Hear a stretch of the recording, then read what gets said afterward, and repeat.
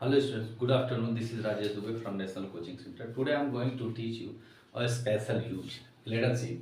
एक शब्द है रिफ रैप, ऐसा वैसा, ऐसा वैसा। ये शब्द अक्सर प्रयोग में आता है। हम लोग बोलते भी हैं कि कभी कभी बात आती है तो हम बोलते हैं मैं ऐसा वैसा आदमी नहीं हूँ, मैं ऐसा वैसा आदमी नहीं हूँ। तो सबसे पहले इजेमार का प्रयोग है। मैं की अंग्रेजी क्या लिखेंगे? आई के साथ हूँ के लिए एम, आई एम, और नहीं है तो not, I am not a. अब ऐसा वैसा शब्द की अंग्रेजी होता है riffraff. I am not a reef rap man, I am not a reef rap man. अगर स्टूडेंट्स इसको हम चाहें तो पास्ट में भी बना सकते हैं, मैं ऐसा वैसा आदमी नहीं था। तो जैसे लिख के देख लेते हैं, मैं ऐसा वैसा लड़का नहीं था। तो क्या हो जाएगा? I was not a reef raff boy. अगर स्टूडेंट्स इसी को फ्यूचर में देख लें तो इसको बनाएंगे कुछ इस तरह से बनेगा, मैं ऐसा वैसा आदमी नहीं हूँगा, मैं ऐसा वैसा आदमी नहीं हूँगा। अगर अब इसको बनाना है तो बनाएंगे I will not be I will not be a riff raff man. I will not be a riff raff man.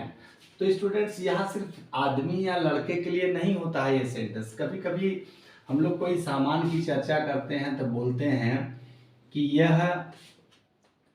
यह ऐसी वैसी कलम नहीं है, यह ऐसी वैसी कलम नहीं है। तो यहाँ दिस का प्रयोग है तो हम लोग बता देंगे बड़े आसानी से, this is not a riff raff, this is not a riff raff pen.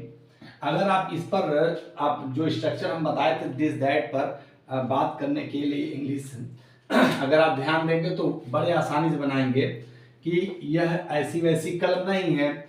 तो this is not a reef raff pen, तो इसको निगेटिव में बना लेते हैं, सॉरी यह ऐसी वैसी कलम नहीं है, this is not a reef raff pen. अगर यही इंट्रोगेटिव हम एक सेंटेंस बनाते हैं, जैसे क्या यह ऐसी वैसी, क्या यह ऐसी वैसी कलम है? तो क्या हो जाएगा? Is this a riff raff pen, is this a riff raff pen? तो इसका आंसर क्या हो जाएगा? अगर है तो बोलेंगे yes, this is a riff raff pen. अगर इसी को नेगेटिव में बनाना है तो लिखेंगे no, this is not a riff raff pen. तो ये ट्रांसलेशन हो गया। आशा है आपको समझ में आया होगा। ले लीजिए आप इसका स्क्रीनशॉट। तो एक और बढ़ा देते हैं, नहीं साथ ही में पढ़ा देते हैं। स्क्रीनशॉट क्या लेंगे आप देखिए, जैसे एक सेंटेंस आता है मैं ऐसा वैसा आदमी नहीं हूं, तो चलिए ठीक है, लेकिन कभी कभी लोग बोलते हैं मैं ऐरू गैरू नहीं हूं। तो ऐरू गैरू नहीं हूं का मतलब क्या है कि मैं अनजाना व्यक्ति नहीं हूं। अनजाना, तो आप बोलेंगे इसका आई am not a stranger, I am not a stranger. मैं ऐरू गैरू नहीं हूं, मैं ऐरू गैरू नहीं हूं। लोग बोलते हैं मैं ऐरू गैरू नहीं हूं, मैं मंत्री जी का रिश्तेदार हूं। आई am not a stranger, I am relative of the minister. तो आप मैं एरू गैरू नहीं हूं, आई एम नॉट अ स्ट्रेंजर। या इसी वाक्य को और भी बना सकते हैं, आई am not outsider. I am not outsider, मैं बाहर वाला नहीं हूं। इट मीन्स दैट मैं एरू गैरू नहीं हूं। I belong to this family, मैं इसी परिवार का हूं, मैं एरू गैरू नहीं हूं। लेकिन कभी कभी स्टूडेंट्स एक सेंटेंस ऐसा भी बनता है, मैं एरू गैरू नत्थु खैरू, मैं एरू गैरू नत्थु खैरू के ऊपर विश्वास नहीं करता हूं, विश्वास नहीं करता हूं। अब स्टूडेंट्स यहां देखिए, एरू गैरू शब्द वहां पे था, लेकिन यहां पे क्या है, एरू गैरू नत्थु खैरू, ये प्रोवर्ब्स है, एक तरीके से प्रोवर्ब्स ही है। इसका होता है Tom Dick and Harry, means एरू गैरू नत्थु खैरू।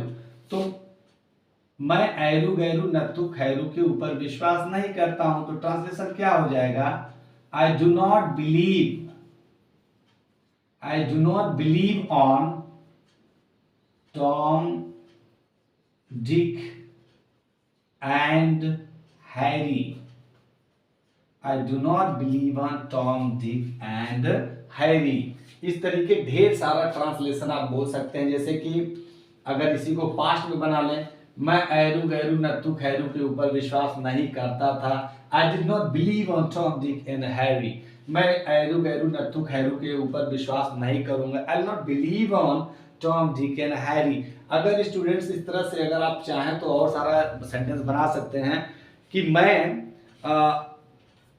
एरू गैरू को कमरे में नहीं आने दूंगा, I will not let Tom Dick Harry come in the room.